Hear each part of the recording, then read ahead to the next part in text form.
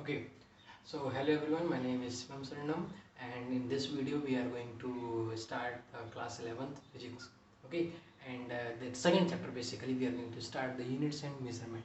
और इस चैप्टर में आप बहुत सारी अच्छी चीज़ें पढ़ने वाले हैं जो कि बहुत ज़्यादा इंटरेस्टिंग है. Okay, so we are going to start with the very basic things which we do every time in the physics. Okay, and what we do that we study about the so many things in our physics, and all the things are called as the physical quantities. Okay, सारी चीज़ों को अपन क्या बोलते हैं, physical quantities. तो physics में physics है क्या बेसिकली, अगर अगर अपन physical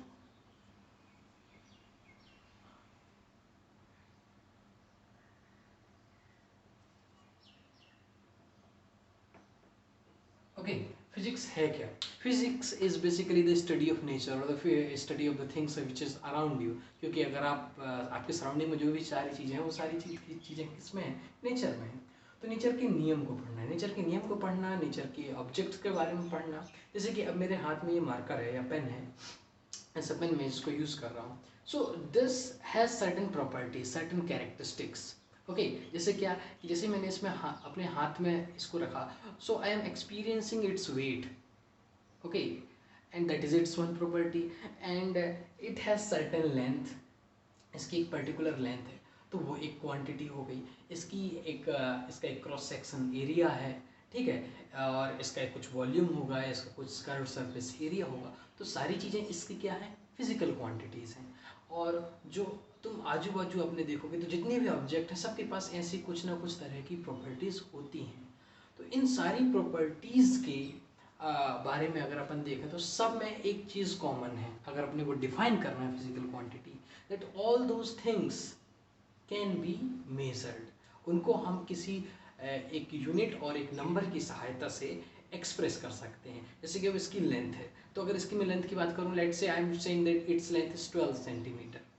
Okay, so I am using two words, one is 12 and another is centimeter, and this thing is giving its explanation about its one quantity that is called length, कि इसकी length क्या है. Okay, it is explaining its one physical quantity that is called length. So इसी तरह मास की बात कर दो, मान लो उसको बोल दूंगा कि its weight is let's say 100 gram. So again I am using two things, one is number and there is unit. ये सब क्या है बाद में हम देखेंगे, but it is also explaining another physical quantity that is called as mass, which is also measured. इसके cross section area के बारे में बात कर दें, या इसके वॉल्यूम के बारे में बात कर लें, या कर्व सरफेस एरिया के बारे में बात कर लें. ओके, तो सारी चीज़ें हम किसी न किसी नंबर और उसके साथ एक यूनिट अगर अटैच कर देते तो वो एक फिजिकल क्वांटिटी बन जाती है. फिजिकल क्वांटिटी बन जाती है, वो एक पर्टिकुलर कैरेक्टरिस्टिक बन जाती है उस ऑब्जेक्ट की. तो फिजिकल क्वांटिटी है क्या, these are the characteristics of the object in your surrounding, and that characteristic which can be measured. Okay, so what is the physical quantities, or the quantities, or you can say the characteristics of the physical object which can be measured. Okay, which can be measured, तो उसको अपन बोलते हैं physical quantity. अब physical quantity बहुत सारी है, जैसे कि हम फिजिक्स में मोस्टली ट्राई करते हैं चीज़ों को सिंप्लीफाई करने की, है ना, चीज़ों को सिंप्लीफाई करने की, उनको कम से कम टर्म्स में एक्सप्लेन करने की. जैसे कि एक एग्जांपल ले लें अगर अपन, तो एक हवा चलती है तो पेड़ों से पत्तियां गिरती हैं तो वो ज़मीन में आती हैं. तुम एक पत्थर के ऊपर उछालोगे तो वो भी नीचे आएगा, अगर तुम जंप करोगे तो तुम भी नीचे आओगे. Okay, if aeroplane suddenly it's engine stops working then also it will come down, okay, to the earth. और भी एग्जांपल ले लें, जैसे कि the moon is revolving around the earth. Okay, the earth is revolving around the sun, and so many other things, a number of the things. There are some artificial satellites. So all these things, if you will see how everything is explained in a single term by a single concept, everything, चाहे वो पेड़ से पत्ते का गिरना हो, चाहे वो अर्थ का सन के अराउंड रिवॉल्यूशन हो, सारी चीज़ें को हम एक चीज़ से एक्सप्लेन करते हैं, that is called as the gravitational force, okay, और the universal law of gravitation, इससे हम एक्सप्लेन करते हैं. So we try to explain everything और the maximum things in a few concept, okay, उनको फ्यू कॉन्सेप्ट के फॉर्म में explain करने को करते हैं, और 1 और 2 कॉन्सेप्ट के फॉर्म में एक्सप्लेन, बहुत सारी चीज़ों को. तो इसको कहते हैं अपन unification, okay. We try to unify the things, minimum चीज़ों से एक्सप्लेन करना एन नंबर ऑफ थिंग्स को. तो वैसे ही फिजिकल क्वांटिटी की बात करते हैं अपन. तो जैसे एक क्वांटिटी ले लें अगर अपन, जैसे तुम्हारा जिस कमरे में तुम बैठे हो अभी, उस कमरे में देखोगे तो एक फिजिकल क्वांटिटी हो गई उस कमरे की हाइट, दूसरी फिजिकल क्वांटिटी हो गई उस कमरे की विड्थ, और तीसरी फिजिकल क्वांटिटी हो गई उसकी length. Okay, there are 3 things which you are measuring. In all these 3 things हम एक फिजिकल क्वांटिटी डिफाइन करते हैं, दैट इज कॉल्ड लेंथ.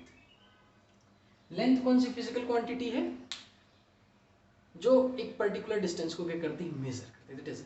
तो हाइट क्या है, एक मान लो लेंथ को ही तुम जब वर्टिकल डायरेक्शन में मेजर कर रहे हो तो वो क्या बन गई तुम्हारी हाइट, हॉरिजॉन्टल डायरेक्शन में मेजर कर रहे हो तो वो बन गई तुम्हारी width. Okay, so like this, so length is one quantity by which you are able, 3 things are there of your 3 different characteristics of your room is only explained by one physical quantity, that is called as length. अब story यहाँ पे भी समाप्त नहीं होती है. अगर आप एरिया की बात कर रहे हैं, आप अपने कमरे के एरिया की बात कर रहे हैं, if you are talking about the area, so what is area, area is length into width, that is also, ये भी एक लेंथ है, ये भी एक लेंथ है. मतलब एरिया भी तुम्हारा एक ही फिजिकल क्वांटिटी को 2 बार मल्टीप्लाई करने से क्या हो गया तुम्हारा, एक्सप्लेन हो गया. Means area is also explained bye a single physical quantity, that is called length. Volume की बात कर ले तो वॉल्यूम भी, अब वॉल्यूम में क्या करोगे, लेंथ विड्थ एंड हाइट तीनों को मल्टीप्लाई कर दिया, तो उसमें भी लेंथ कितनी बार आ रही है तुम्हारी, 3 बार आ रही है. तो अब हम वॉल्यूम के लिए अलग से, वॉल्यूम को एक डिफरेंट फिजिकल क्वांटिटी नहीं है, वॉल्यूम भी तुम्हारी एक ही फिजिकल क्वांटिटी है, क्या है, लेंथ. बट लेंथ कितने बार आएगी वॉल्यूम में, 3 बार आएगी. एरिया में लेंथ कितने बार आएगी, 2 बार आएगी. Okay, so like this. So these things, all this things, तो इसी के बेस पे हमने जो फिजिकल क्वांटिटी है उसको 2 कैटेगरीज में डिफाइन किया है. 2 कैटेगरीज में, कौन कौन सी 2 categories, the physical quantity is defined in 2 categories. One is called as the basic quantities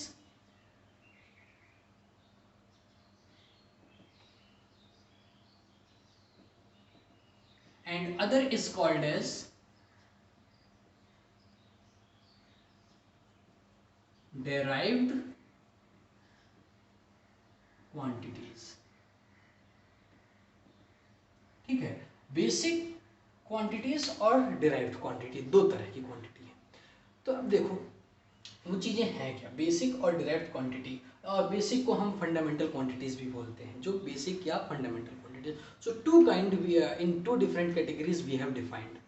तो basic quantities, basic physical quantities उस तरह की क्वांटिटीज हैं जो स्टैंड अलोन है, which can not be explained into the other, in terms of other physical quantity. जैसे कि अब मैं एक एग्जांपल ले लूँ यहाँ पे लेंथ, एक दूसरा फिजिकल क्वांटिटी ले लें, if I am taking mass. So suppose if I am having, suppose a cotton, cotton है मेरे पास, बहुत इतना सारा करीब कॉटन है, उसको मैं अपने हाथ में रखता हूँ, ठीक है, और इस पेन को हाथ में रखता हूँ, दोनों को हाथ में रखता हूँ एक एक करके. Okay, and I am saying that cotton, because its size is greater, its volume is greater, it will be heavy. And by seeing the size of pen, I am saying it is very much small, so it will be light. लेकिन जब दोनों को हाथ में रखा तो पता चला कॉटन अभी भी हल्का है और ये अभी भी तुम्हारा क्या है, भारी है. If this much amount of cotton I am taking and I am holding in, without holding in hand, I am saying that cotton will be heavy because of its size. And this pen, which is having the smaller size, I am saying that will be your lighter. कैसे देख के बताया मैंने, volume देख के बताया, length देख के बताया, उसका साइज देख के बताया। लेकिन जब मैंने एक्चुअल में उसको हाथ में रखा तो कॉटन जो मेरे हाथ को प्रेस कर रहा था वो कम कर रहा था, लेकिन पेन जब मैंने पेन को अपने हाथ में रखा तो पेन ज़्यादा प्रेस कर रहा है। So means length is not explaining that physical quantity. There is something else which will explain that, and that physical quantity is called as the mass.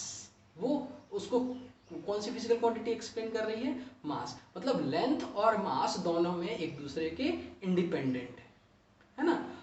क्योंकि अगर लेंथ और मास एक दूसरे पर डिपेंडेंट होते तो उस हिसाब से कॉटन को हैवी होना चाहिए था, लेकिन कॉटन जो है हल्की है, किससे? इस पेन से, बजाय जबकि उसका साइज इस पेन के साइज से बहुत ज़्यादा बड़ा है। Okay, so why? Because of the different quantities responsible for that, and that physical quantity is completely stand-alone.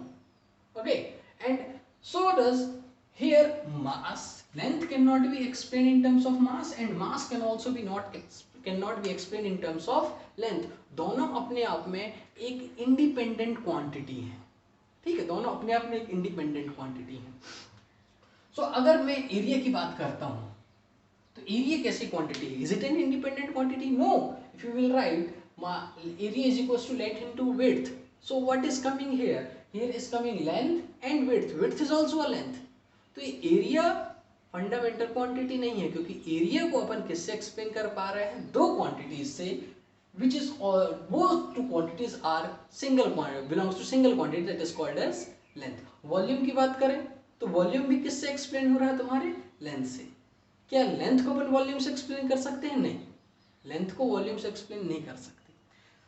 Similarly mass and suppose another, if I am saying एक और फिजिकल क्वांटिटी की अगर अपन बात करें तो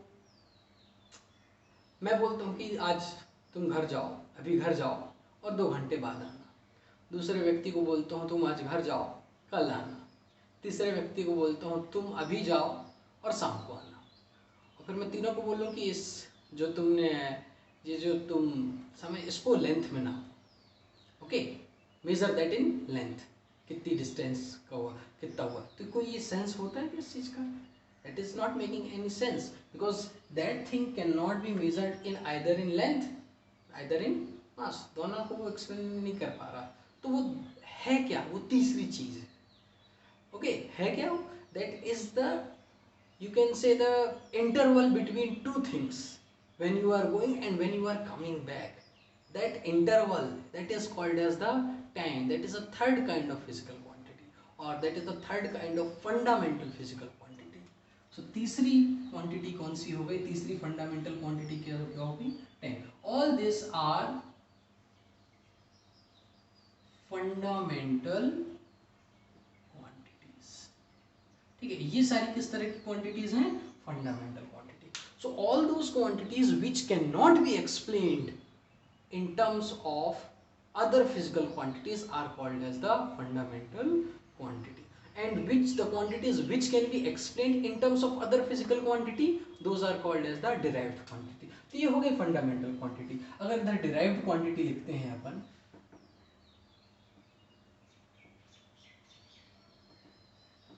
so what will, जैसे अगर अपन derived quantity की बात कर लें तो एक सबसे पहला आ गया एरिया, फिर दूसरा आ गया तुम्हारा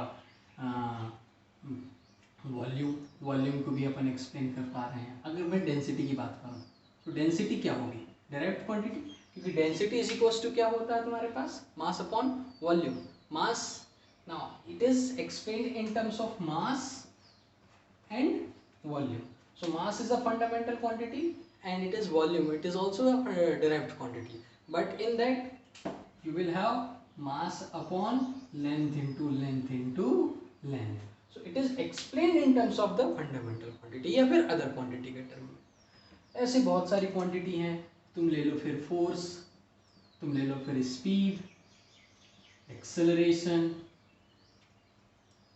okay, and several other things, pressure, all these things, बहुत सारी क्वांटिटीज हैं जो क्या है? Derived quantity. So but our fundamental quantities are limited. 7 तरह की फंडामेंटल क्वांटिटीज होती हैं। तो पहली हो गई तुम्हारे पास लेंथ, सेकंड हो गया मास, थर्ड हो गया तुम्हारा टाइम, फोर्थ हो गया तुम्हारा amount, of substance. This is you can say the number of atoms. Okay, that is third thing. Fourth thing, sorry. Then fifth, electric current. Sixth, luminous intensity.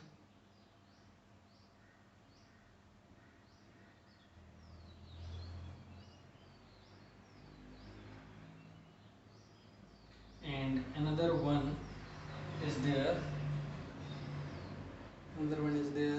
that we can say, I'm just forgetting it, that is called as temperature. Yeah, sorry, that is called as temperature. So these are the 7 fundamental quantities. Okay, scientist लोगों बैठे एक दिन बढ़िया आराम से और उन्होंने discuss किया, उन्होंने यूनिफाई किया बहुत सारे फिजिकल क्वांटिटीज़ को। तो ये 7 तरह की फंडामेंटल क्वांटिटीज, 7 तरह की क्वांटिटीज आई जो कैसी हो गई तुम्हारी फंडामेंटल क्वांटिटी। अब किसी टेम्परेचर की बात कर लें, किसी ऑब्जेक्ट के टेम्परेचर की बात कर लें, तो वो ना तो उसके मास से एक्सप्लेन कर सकते हैं, ना तो उसके लेंथ से एक्सप्लेन कर सकते हैं, ना तो उसके टाइम से एक्सप्लेन कर सकते हैं, या एटम। तो ये सारी क्वांटिटीज, ल्यूमिनेस इंटेंसिटी मीन्स कि एक बल्ब कितना ज़्यादा ब्राइटनेस है उसको वो मेजर करना है, luminous intensity, electric current. So all this things are the fundamental quantities, they can not be explained in terms of other these quantities. ठीक है, इलेक्ट्रिक करंट को इन 7 में से किसी के टर्म्स में भी एक्सप्लेन नहीं कर सकते, अमाउंट ऑफ सब्सटेंस को इन सब में से किसी के टर्म्स में एक्सप्लेन नहीं कर सकते, टाइम को इन सब में से किसी के टर्म्स में एक्सप्लेन नहीं कर सकते। So these all things are the 7 fundamental quantities. तो इसके बाद उन्होंने बोला कि ये 7 तरह की fundamental quantities होती हैं। 4 साल बाद उनको लगा कि नहीं, इनमें कुछ कमी है, तो उन्होंने 2 और क्वांटिटीज है स्टेब्लिश की, they are called as the supplementary quantities. तो वो होता क्या है कि जैसे मेरे पास 2 लाइनें हैं और 2 लाइनों के बीच में आपस में जो झुकाव होता है, ठीक है, वो झुकाव उनकी ओरिएंटेशन पे डिपेंड करता है। Okay, so they have given that in those fundamental quantities they have added 2 supplementary quantity.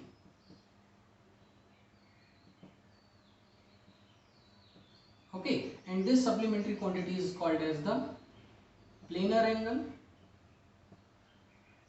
One is called as the planar angle, means कि एक प्लेन में 2 लाइन से दोनों के बीच में कितना तुम्हारा एंगल बन रहा है, and second is called as the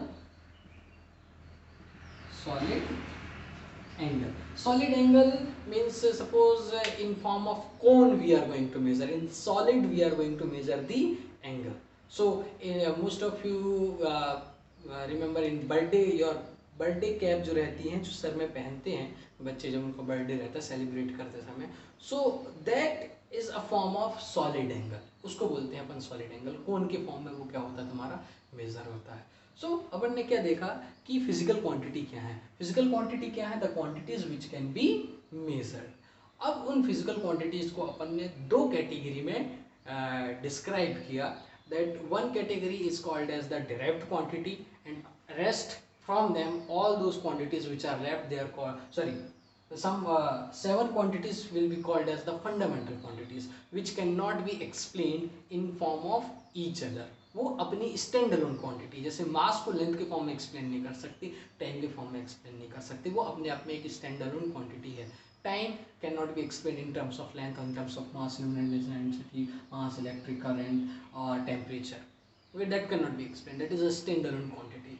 Similarly length cannot be explained in terms of maida or in terms of time, इन सब के फॉर्म में एक्सप्लेन नहीं हो सकता। So these quantities are called as the fundamental quantity. Rest in, और फिर 2 supplementary quantity आ गई, इनको छोड़ के बाकी सारी चीज़ें जो तुम पढ़ते हो सारी चीज़ें क्या है, तुम्हारी डिराइव्ड क्वांटिटी। और लिख लो इसमें that you can write energy, you can write power, okay, you can write voltage, you can write resistance, okay, and there are many more things which everything except this, all the other physical quantity which you studied till now or which you are going to study furthermore, all those quantities will come in the derived quantity। तो derived quantity की अपने आप में खुद में एक identity नहीं होती। वो अपनी आइडेंटिटी कैसे बनाते हैं, कुछ हिस्से ले लेंगे, कुछ हिस्से ले लेंगे, कुछ हिस्से ले लेंगे, बन गई उनकी क्वांटिटी, है ना। जैसे कि अब मैं एक एग्जांपल ले लें, जैसे कि मैं बात करता हूँ मोमेंटम की।